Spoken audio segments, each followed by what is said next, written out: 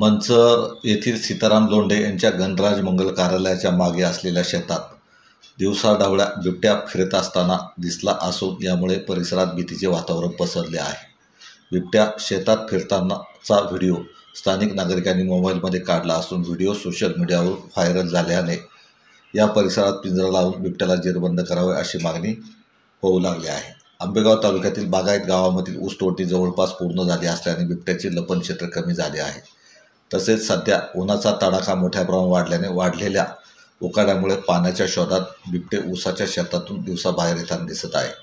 मंचर येथील गणराज मंगल कार्यालयाच्या मागील बाजूस पूर्ण वाढ झालेला मोठा बिबट्या मोकळ्या शेतात फिरताना दिसत आहे. दरम्यान या परिसरात बिबट्या दिवसाढवळ्या दिसल्याने परिसरात भीतीचे वातावरण पसरले आहे. मानवी वस्ती असल्याने नागरिकांची नेहमीच या भागात ये-जा असते. वन विभागाने येथे पिंजरा लावावा व बिबट्यास जेरबंद करावे अशी मागणी आंबेगाव तालुका भाजपाचे अध्यक्ष संदीप बानखिले यांनी केली आहे.